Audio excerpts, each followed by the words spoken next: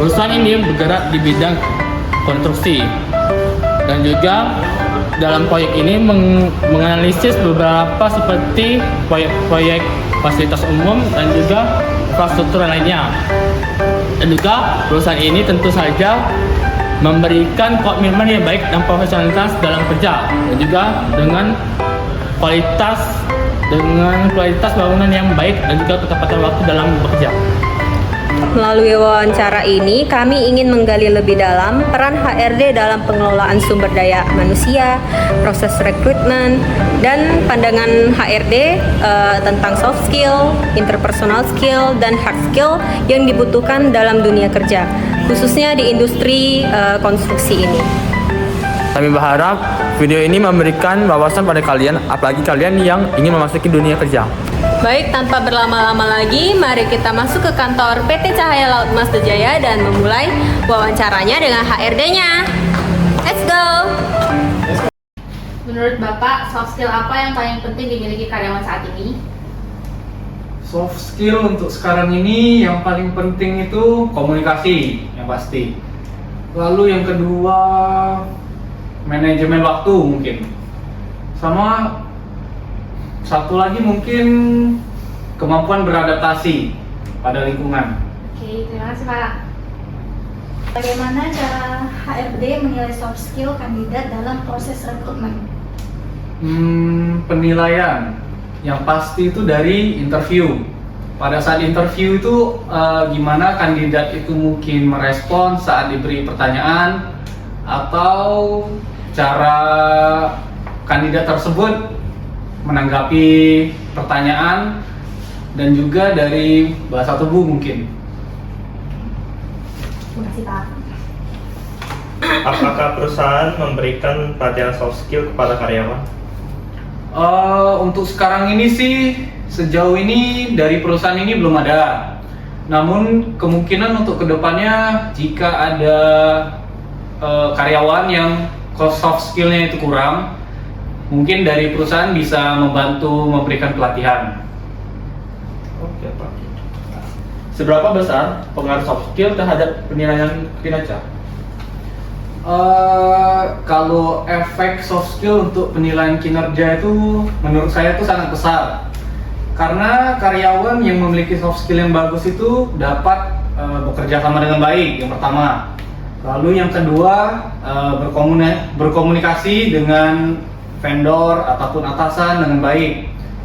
Dan juga dengan memiliki soft skill yang baik seperti manajemen waktu, maka karyawan tersebut bisa memanage pekerjaan mereka secara efektif.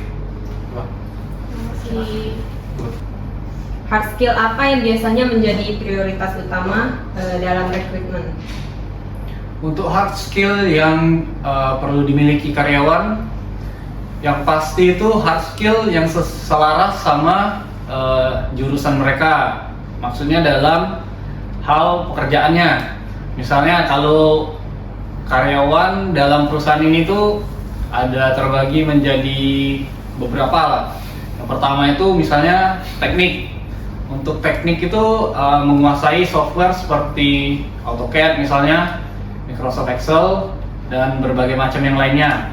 Lalu selain dari software itu, hard skill juga bisa dalam bentuk bagaimana cara karyawan tersebut menyelesaikan tugas mereka secara prosedural.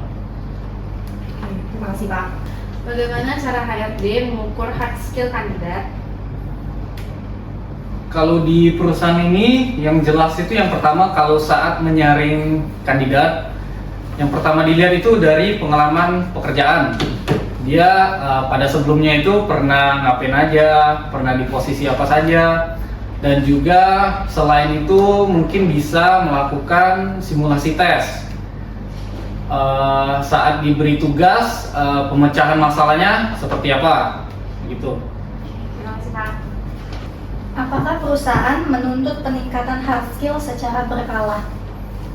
Untuk di perusahaan ini, ya, karena setiap tahunnya itu kami diwajibkan untuk melakukan tes sertifikasi ulang pada operator alat berat dan juga HSE atau safety. Terima kasih. untuk tantangan HRD yang terkait dengan skill sehari itu apa ya? Mungkin kalau tantangan dalam hal hard skill pada kandidat itu pada saat kandidat itu kan baru lulus misalnya fresh graduate, dia memiliki skill nih, ada hard skill. Namun pada saat ingin diimplementasikan saat di lapangan pekerjaan, skill yang diperlukan itu bisa dibilang yang baru dipelajari itu sedikit lah, agak berbeda. Jadi mungkin tantangannya itu perlu dipelajari lagi hard skill dari kandidatnya sendiri seperti itu untuk diimplementasikan pada pekerjaannya. Mungkin itu. Terima kasih, Bro. Mengapa interpersonal skill penting bagi karyawan? Interpersonal skill penting bagi karyawan.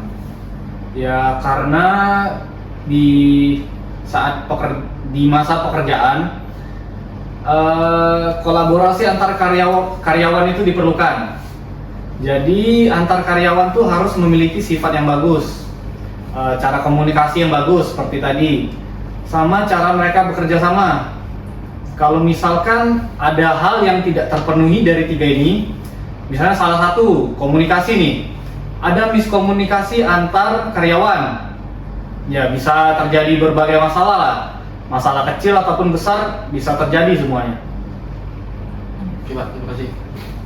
Bagaimana HRD menilai interpersonal skill kandidat?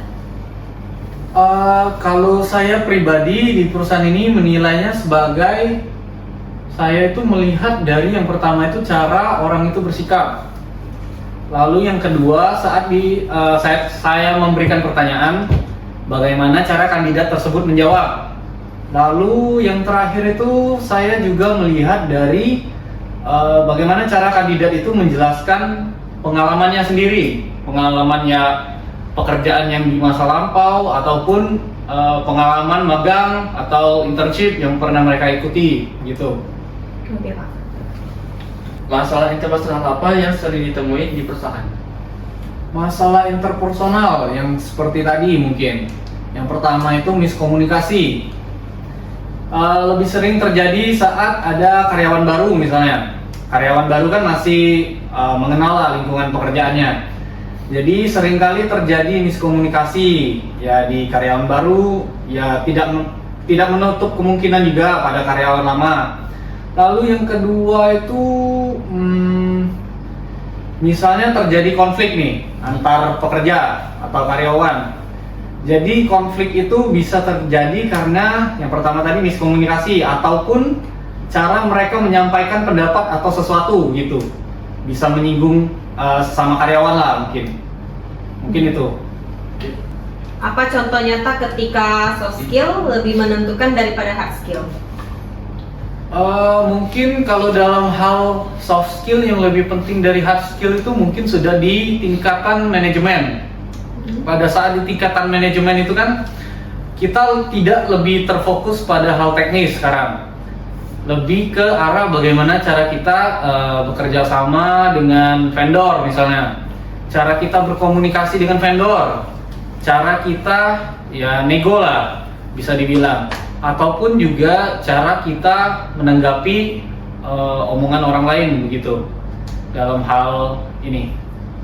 Gitu saja. Oke, terima kasih Bapak HRD PT Cahaya Mas Jaya yang sudah memberikan kami kesempatan dan waktu untuk berbagi wawasan dengan kami di sini semua. Terima kasih Pak. Selamat ya, Pak.